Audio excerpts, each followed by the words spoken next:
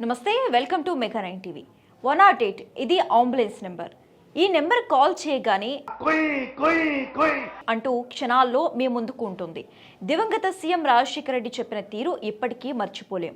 ఆయన స్ఫూర్తితోనే Telangana deputy CM Mallu Bhatti Vikramarka తాను ప్రాతినిధ్యం వహిస్తున్న విద్యుత్ శాఖలో సరికొత్త సేవను అందుబాటులోకి తీసుకువచ్చారు.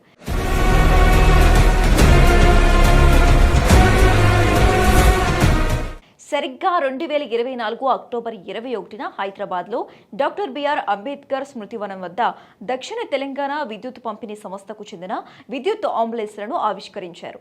దీనిని క్విక్ రెస్పాన్స్ టీమ్ అని కూడా అంటారు.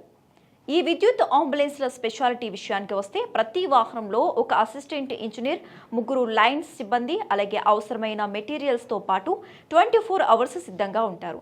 ప్రతి వాహనంలో థర్మోవిజన్ కెమెరాలు, పవర్ రంపం మిషన్, నిచ్చెనలు, ఇన్సులేటర్లు, కండక్టర్లు, కేబుల్స్ వంటివి ఉంటాయి.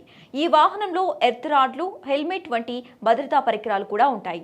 కొత్తగా వచ్చిన వాహనాలు ట్రాన్స్ఫార్మర్లను తీసుకువెళ్లగలిగే సామర్థ్యాన్ని కలిగి ఉంటాయి. ఫలితంగా సిబ్బంది వాటిని సమయంలో తరలించడానికి, మార్చడానికి అవకాశం ఏర్పడుతోంది.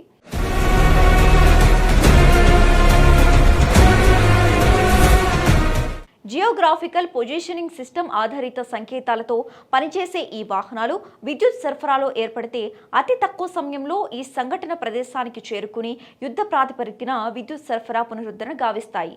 ఈ విద్యుత్ అంబులెన్స్లు దక్షిణ తెలంగాణ పరిధిలో 165 వాహనాలు, వాటిలో గ్రేటర్ హైదరాబాద్ పరిధిలో 97 వాహనాలు, వికారాబాద్కు 4, నారాయణపేటకు 3, వనపర్తికి 2, మహబూబ్ నగర్కు 5, నాగర్ కర్నూలుకు 4, గద్వాల్కు 3, యాదాద్రికి 6, నల్గొండకు 9, సూర్యాపేటకు 7, మెదక్కు 5, సిద్దిపేటకు 9, సంగారెడ్డికి 11 వాహనాలను పంపిణీ చేశారు.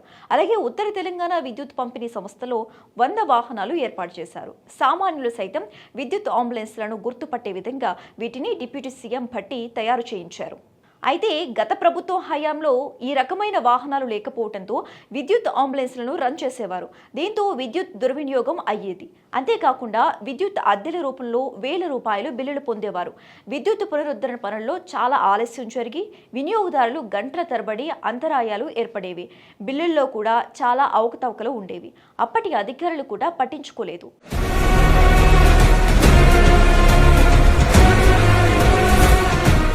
ఎప్పుడైతే డిప్యూటీ సీఎం భట్టి విక్రమార్క ఈ తరహా వాహనాలను తీసుకొచ్చారో అప్పటి నుంచి కూడా విద్యుత్ అంతరాయం ఏర్పడినప్పుడు క్షణాల్లో స్పందిస్తున్నారు. అంబులెన్స్లు కూడా నిరంతరం పనిచేస్తున్నాయి. విద్యుత్ సమస్యల పరిష్కారం కూడా నిమిషాల వ్యవధిలోనే లభిస్తోంది. దీంతో ప్రజల నుంచి కూడా భట్టి తీసుకువచ్చిన కొత్త రకం విద్యుత్ అంబులెన్స్లపై కూడా మంచి స్పందన వస్తోంది. గాలులు వచ్చినప్పుడు చెట్ల కొమ్మలు విద్యుత్ తీగలపై పడటం వలన సరఫరాలో అంతరాయం కలిగేది. గతంలో ఇలాంటి సందర్భాలలో గంటల కొద్దీ విద్యుత్ సరఫరా నిలిచిపోయేది. మా ప్రాంతంలో విద్యుత్ సరఫరా నిలిచిపోయిందని బయటికి చూస్తే చాలు ఈ వాహనం కనిపిస్తోంది. విద్యుత్ సిబ్బంది కూడా సంస్థ లోగో ఉన్న సేఫ్టీ జాకెట్ ధరించి వస్తున్నారు. పునరుద్ధరణ పనులు జరుగుతున్నాయనే భరోసా ఉంటుందని స్థానికులు అంటున్నారు. మొత్తంగా చూసుకుంటే డిప్యూటీ సీఎం భట్టి తీసుకొచ్చిన సరికొత్త విద్యుత్ అంబులెన్స్ వ్యవస్థ ఏడాది కాలంలో సక్సెస్ అయింది. ఈ ఘనత భట్టికే దక్కుతుంది అనడంలో ఎలాంటి సందేహం లేదు.